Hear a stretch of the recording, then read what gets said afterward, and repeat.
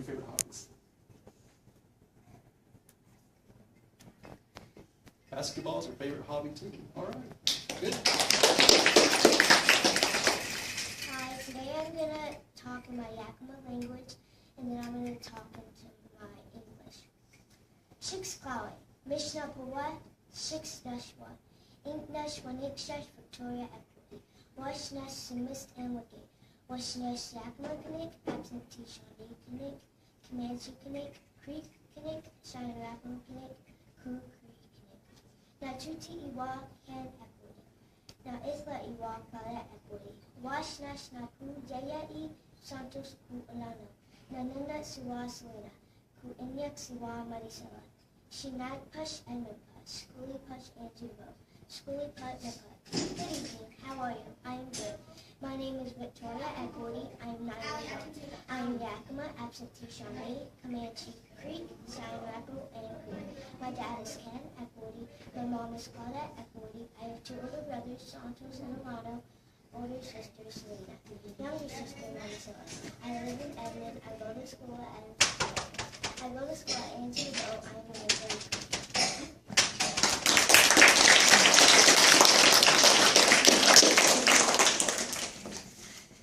Did y'all get all that? Yes. Yeah? How about the language part? Pretty cool, huh? That's cool, right? To be able to have our young people be able to talk in their native tongue, their native language. And she pretty much said everything, translated for you what she had said in Yakima language. So that's cool when you get to hear that and hear firsthand from one of our young speakers like this. So that's a treat right there in itself. And also, she didn't tell you she's wearing a crown because she is currently representing Miss Oklahoma City as Little Miss. She is the current Little Miss in Oklahoma City.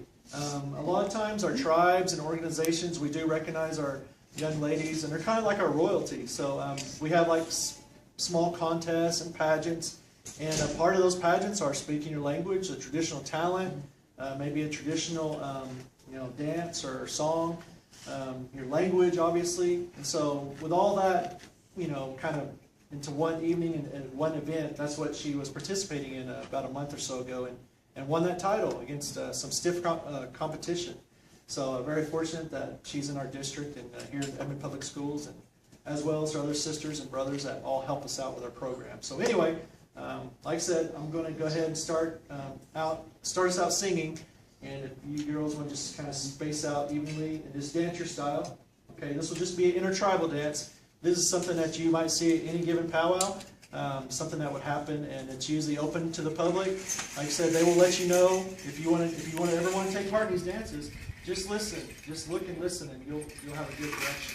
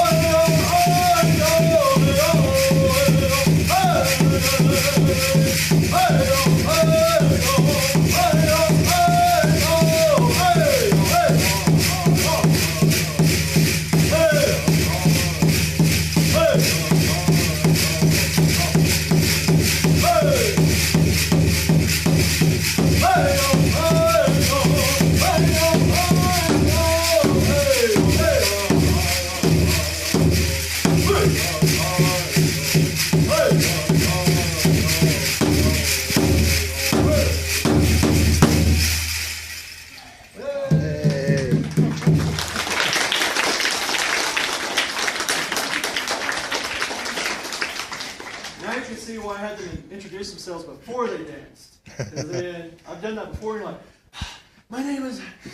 Guys, that's rude, right? I should do that before. But anyway, so anyway, like I said, if you want to step out just real quick, Selena. And I'm going to, one by one, I'm like, well, you too, Maricela.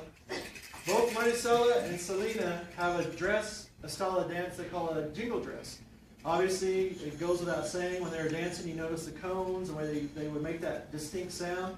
Well, these, today, what we use for these cones are like smokeless tobacco, like Copenhagen lids and snuff can.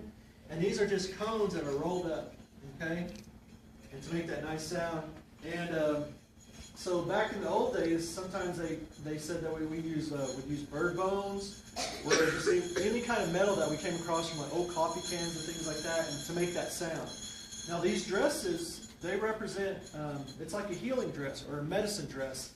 It comes from, there's a couple stories, but one I like to reference is the Ojibwe tribe. The Ojibwe people are the ones that talk about a grandmother, there was a sick granddaughter, and then from what I hear, I guess the grandfather or grandmother had a vision or had a dream on how to heal their granddaughter. And this dress came to them in that dream, and that's where they constructed this dress. And so when they first put the dress on her, and they had these certain steps, a certain song that went with it, with every step she took, she started feeling a little bit better until finally she was healed. And so this dress is a special kind of dress. Not anyone can just dance this way. You have to be given permission or be from that tribe to be able to use this kind of dress. So it's very cool that we have a couple examples of this dress and style for you today. So, all right, thank you. And Victoria, she's wearing what we call a fancy shawl. Now, fancy shawl dancing is equivalent to our men's fancy dance. It's really fast-paced. It's a high, energetic style of dance. And so a lot of times for the women, they said those shawls would represent like butterfly wings. And so sometimes they said as women, when they dance, they almost kind of mimic the emergence of a butterfly from its cocoon. So you can imagine with a shawl and kind of go into full flight. Well, that's kind of the way she was dancing, you know. She's real light on her feet and kind of to mimic that butterfly. So sometimes that's been called a butterfly dance. But it's not more commonly known as a women's fancy shawl dance. Okay, cool. All right, Moise, if you want to come out here real quick and tell us a little bit about your outfit and your style of dance, and I'll sing something. Yeah, talk about your outfit. I put him on the spot. He wants me to talk about it.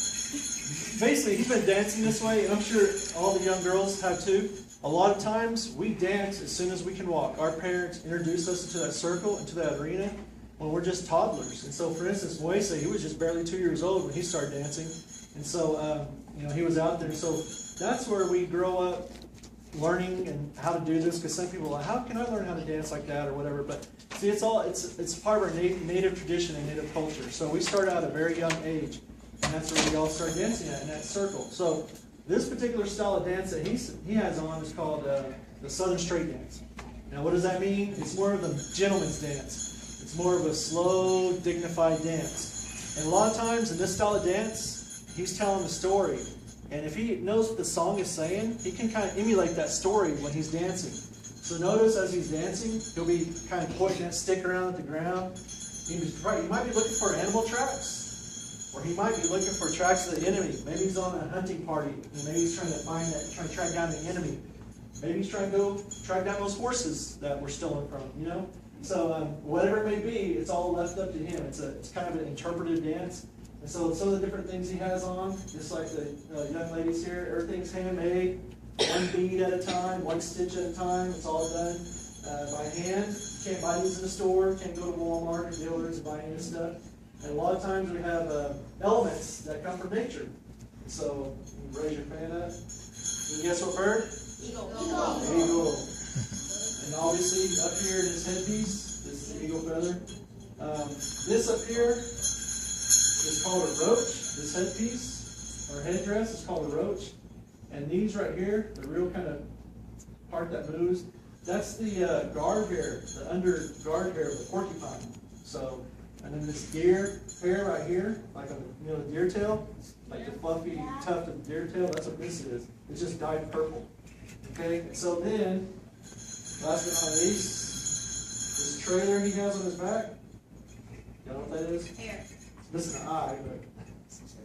Snake. Okay, you heard snake. You said otter. Otter. Yep, it's an otter. And so, pretty big one too at that. So, anyway, like I said, these are just some of the different things. And as we started doing more trade with European, American people, we started picking up different elements for our outfits. And the bells being one of them. Sounds like sleigh bells. And so, right? And then obviously the armbands, and then this cross here, obviously we have a lot of Christian influences too, but also that represents the 4 directions for us. And in fact right here, see this circle above y'all? That's like representation of the sun circle, which you see that cross in the middle. And then you have those quadrants, the 4 directions. That 4 is a sacred number for a lot of our native people. They represent a lot of different things. The 4 directions, the 4 seasons, the 4 stages of life. So a lot of significance in that. So anyway, anything else you want to tell them about your outfit? Maybe your mirror board. This is mainly used to ward off bad spirits that see the reflection and scare themselves. You also use it to flirt with a chick and shine in the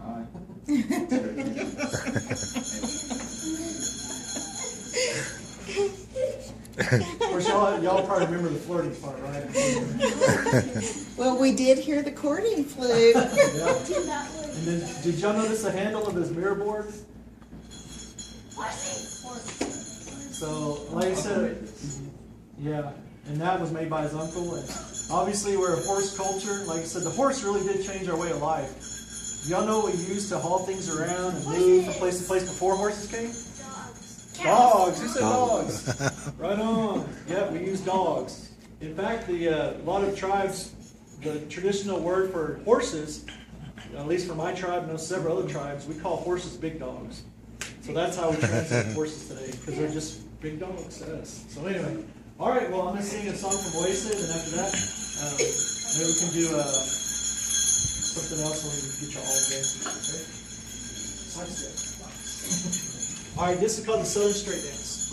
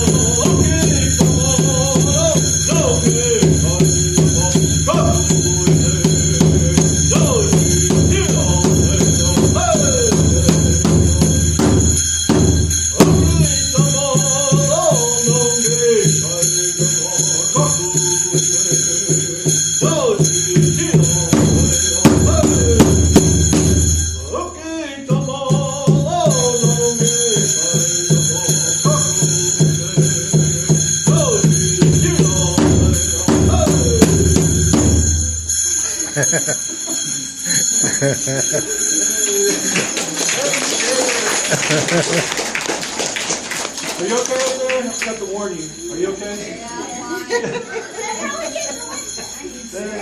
She's still trying to catch her breath. She's Seminole. She's tough. Yeah. Well, you're lucky because before he's done that, his moccasin flew off. So you're lucky his shoe didn't fly off. No, but it's almost like I kind of want to warn y'all sometimes, but it's better for him to do it and me explain, because that represents. You notice I stopped and I sang it one last time through. Well, what that represents for our history is that represents the warriors going back to the battlefield. So maybe they were looking for survivors. Maybe they wanted to, if they're really fierce enemies, maybe they want any survivors. So if they were trying to play like the people on the battlefield for the enemy tribe, they're trying to pretend like they're dead and want to be taken back as a captive, they just try to play possum, Well, these guys go back, okay, let's see. We kick them. If they flinched, then they knew they weren't dead, right? So anyway, that's what that represents. The warriors go back to the battlefield and pick their foot at those survivors. So nothing personal. I know I caught you off guard. He normally doesn't get that close either. So anyway, all right. Well, so thanks for being a good sport about it. But that's what that represents. Okay. Just to give you a little different, can you sing those redneck songs again? Like we like to sing? Yeah.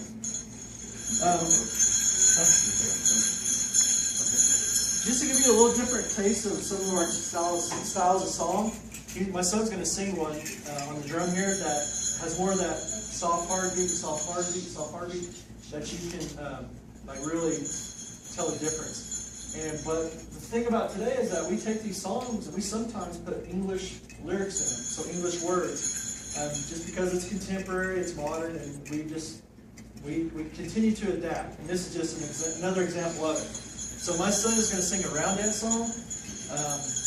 Just sing it one time through, I guess. And so to give you a little different taste on how these songs are. And they're social, fun songs, okay? So that's what makes these songs kind of cool. So basically there's going to be words in the second part. Notice if y'all can see what he's saying or hear what he's saying. You'll be in English, so. But there again, it's kind of we call these round dance songs. Sometimes they're called social songs or love songs.